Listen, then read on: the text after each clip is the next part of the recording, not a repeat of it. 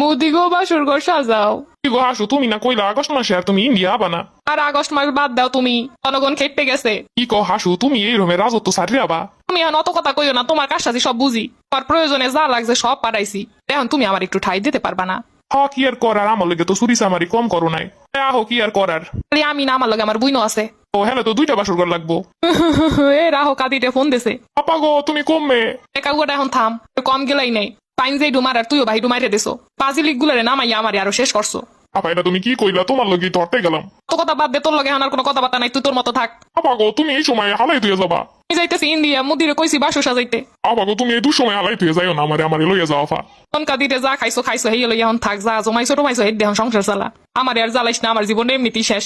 এখন রাখ, জনগণে কোন সময় পিটান শুরু হওয়ার আগে যাইয়ে লই। ও নানি খারাপ, তোমার পেটি করতে হয়ে গেছো। এই যে তো বিদায় হরসুই অপরিয়ার হরমুখী। ইন্ডিয়া আমার মুদি আছে, মুদি আমার ভালো দেখে কিনে দেবে আনে। ও নানি হলে তোমার জামদানি ডিমই লইয়ে যাই। ওলা পানে দেখছি তোমার বেলাস লইয়া দৌড়ায়। আহারে আমার সাদের ছায়া বেলাউস, ওই ডিডিও নেওয়া লাগে। ও নানি হরবে কি, তুমি যে এতদিন চুরি চামারি হয়ে যা খাইছো আর মানুষের যে পরিমাণ ঠকাইছো।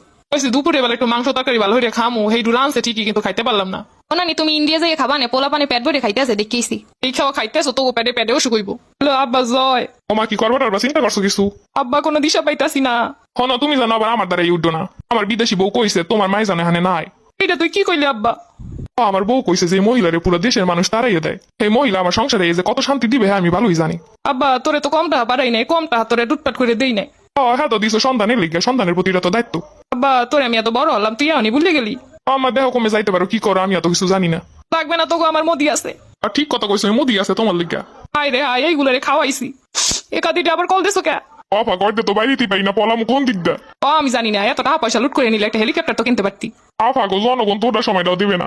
2 মিনিট পর পর ফোন দিয়ে টেনশন দিবি না তো, এমনি কোন সময় যেন শেষ হয়ে যায়। আফা গো, তোমার মুদির আমারে একটা টিকিট দিতে।